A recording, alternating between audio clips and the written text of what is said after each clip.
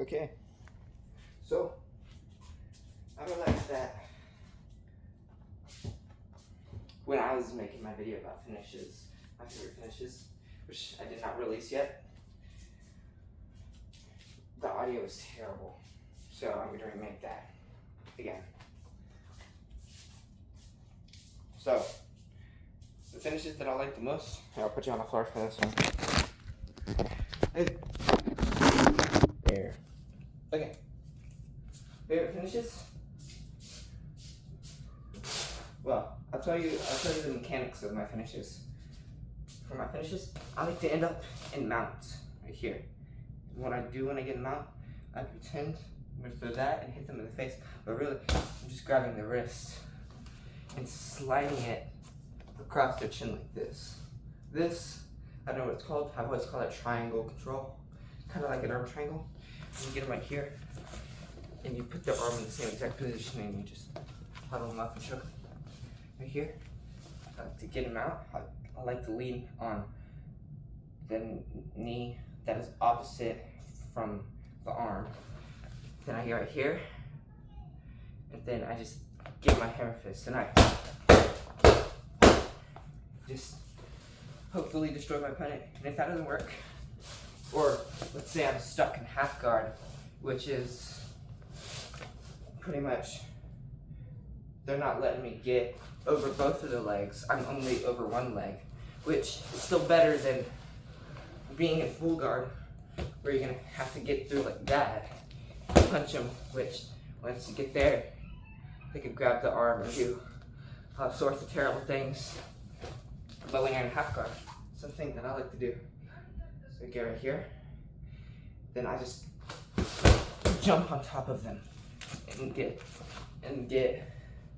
my elbow in. No matter how hard they try, if you're explosive enough, there's no getting past it.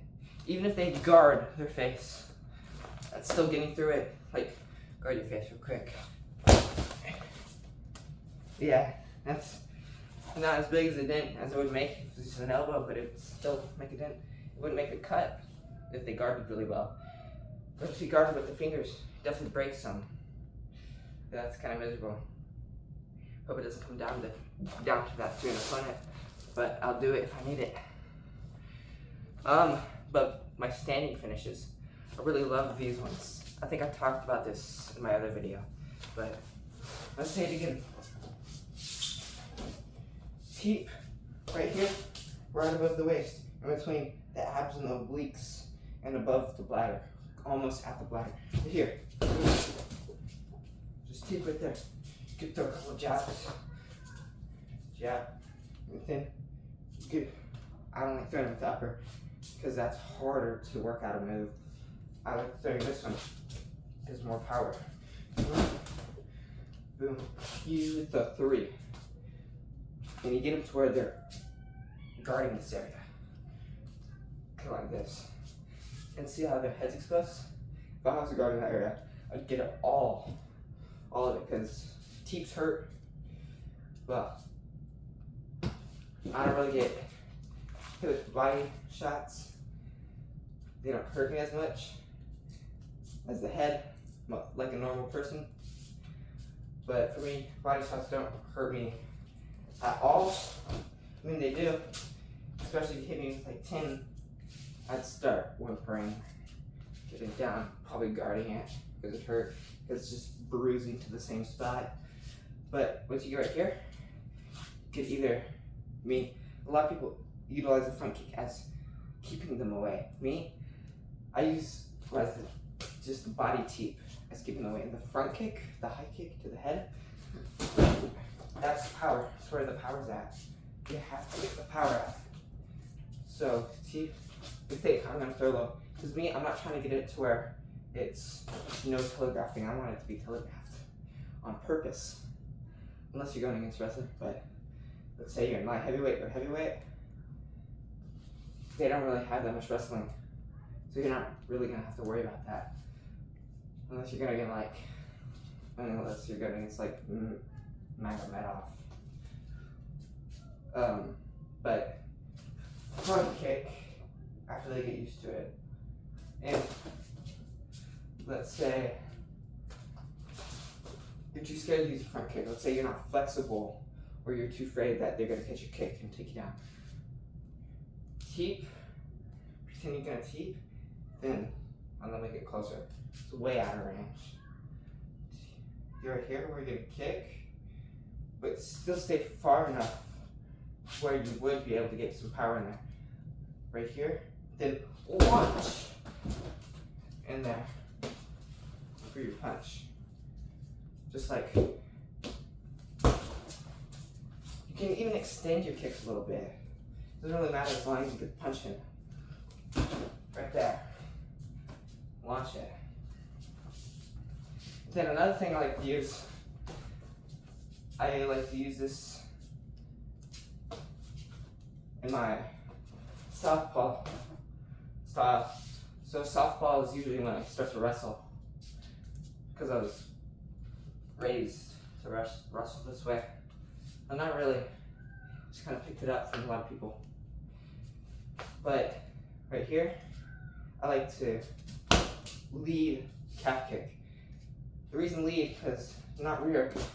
Rear is going to hit all your stabilizer muscles, which makes it hard to stay on one leg to kick. But the real thing you want to kick is right in the middle, near the shin, the peroneal nerve. Which if you kick that too many times, even if it doesn't hurt, you're not going to be able to stand on it. You're just going to be fighting like that. But you just want to, don't go down from that.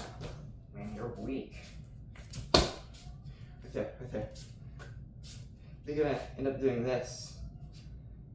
Once I do that, once they start doing that, either I'm going to do the head kick, take them out, or I'm going to pretend to do a round kick, then kick the front leg, which is a little dirty, because I don't normally do that. But right there, it's just a perfect setup that I would do that. But usually, when I do that, I pretend to kick the calf, and then I side kick the body. And that's how I usually do that. And once you're right here, you get side kick. Powerful side kick, you're throwing backwards. And that throws you off. And once you're going backwards and trying to kiss your body, that,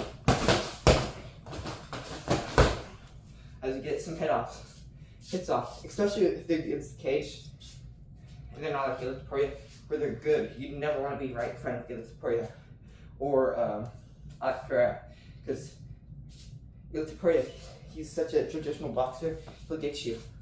And Alex Pereira, if you feel like, since you're in front of him, you feel like you're going to punch him good, he's going to slip it and counter you.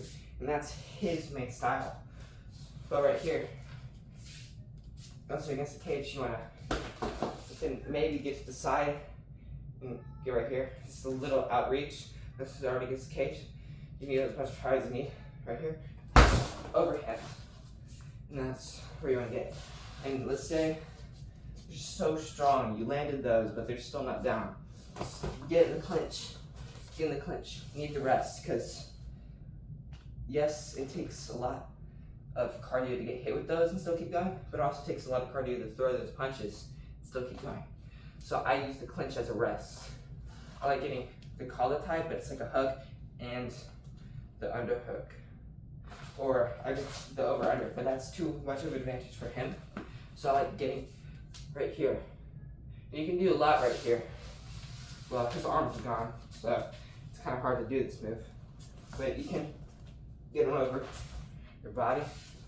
My back's kind of messed up too right now. I need to do some more stretches for my back. I'll hang on the pull-up bar. But right there, that's where you want to be. Also, what was this video about again? Oh, finishes. Finishes. Yeah, that's a pretty good finish style.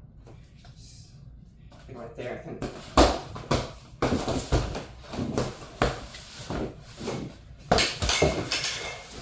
Look, that wasn't supposed to happen. There we go. That's pretty big. It's pretty big. Good finish. Good. Ask me. See asked me, or whatever that means. Another one. Yeah, I showed you the round kick, the side kick, throw him off balance towards the cage, teep to the head kick and the Superman punch. I showed you my mount style. Ooh. Yeah, I'm gonna bring this up another time. Again. Another time again, because I'm gonna bring it up in this video. Let's move you up. Ooh. I need to be promoted. It's more like a demote. But right here, a lot of people do the back fist like that. Yeah, that's perfectly right. That's how you throw a back fist. It's almost textbook. I suck at it. I don't really throw the back fist. What I throw instead is when you tricep extensions. You go like this, you do the face down, or you go like this. Kind of like a hammer fist, right? And also, right here, this side where the hammer fist is, there's usually less padding. So if you really get it on there, it's more power. Less padding. And also, I learned this because when I was hitting the back just hurt. Back of the knuckles. Ooh. Hate that feeling. Of course, it's better now. I could back fist the bag hundreds of times now. But I still like the side fist better because there's more power. So when I'm right here, usually jab, jab, cross. Then I jab to the side, like right there, and then I cup the head. Then I push it that way, and you use it to push me off. And then I do something called a side fist, which is hitting right here instead of right there. Right here. And it goes right across the chin or the temple. Depends on what you need. Because a knockout, it isn't about chin. Well, I need somewhere better to set you. That's as good as it gets though. It's not about the chin. It's about, you know, Canelo Alvarez, I think that's his name. He used to be champion in heavyweight boxing, I think. His tactic was to roll with punches. And you saw the video of him. Go right here. Look at it, I don't know, like weird face. That's him rolling with punches. And he thought he was gonna throw a jab, I think. I'm pretty sure, a jab or a cross. And then, that's the whole purpose, because if you stay still, keep your head still, and you don't move with the punch, and his fist moves your head, instead of you moving your head with his punch, if your head moves, you're getting knocked out. That's how it works. So let's say, right here, your head rocks back. You really want your head to rock back. Do you want your head to rock back, or do you want to move sideways with this punch, counter back with either a jab or a round kick? But get caught with the hook. There's a video of Connor, I think. Him, his mobility workout. He's with his coach. He's doing his coach did this, and he's like, and they spend like 5 minutes shaking their head, something like that.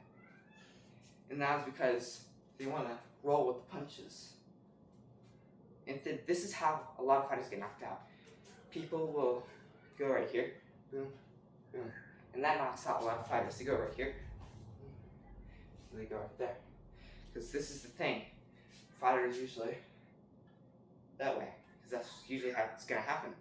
But right here, boom, they're moving this way, then they get hit with another one, and they're trying to go this way, and it goes like that, and they're not going with the punch. The punch is turning their head instead of them turning their head with the punch, and that's what's getting them knocked out, and that's kind of how that works. Of course, it doesn't really stop CTE. The only way to really stop CTE is to avoid the punch completely. But yeah, see you in the next video. Goodbye.